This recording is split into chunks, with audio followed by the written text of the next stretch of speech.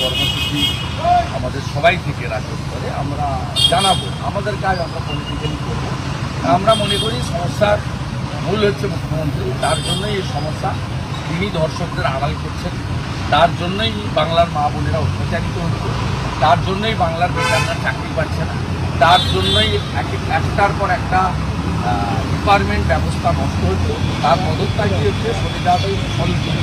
কিন্তু যারা আজকে 5 দফা দাবি নিয়ে যাচ্ছেন তাতে মুখ্যমন্ত্রী বা স্বাস্থ্যমন্ত্রীর পদত্যাগের কথা লেখা নেই।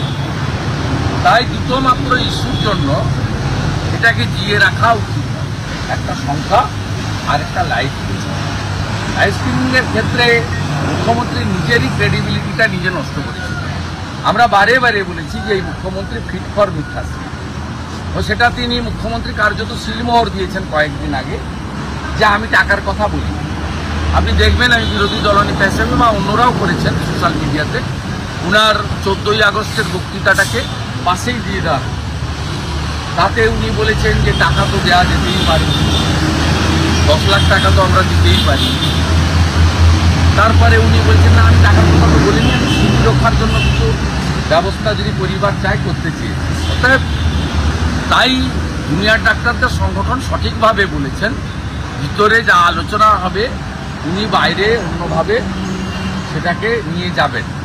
কারণ ওনার ভোট ব্যাংক রাখতে হবে, 1.5 বছরের মধ্যে বিধানসভা নির্বাচন, ওনার ইমেজ রাখতে হবে যে উনি হারতে জানেন না, যদিও আমার কাছে এরকম। ওরা একটা মানে দম রাখতে হবে, তাহলে তো আইপিএস আইএসরা, সরকারি কর্মচারীরা বা ওনার পার্টির যারা খুব যন্ত্রণার মধ্যে আছে দমবন্ধ অবস্থায়, তারা ওনাকে তো মানবেন না। আর এই সুযোগটা নেওয়ার জন্য তো ভাইপো পেতে বসে আছে, তো তখন উনি চেয়ার ছাড়বেন আর চুপ করে গিয়ে বসে।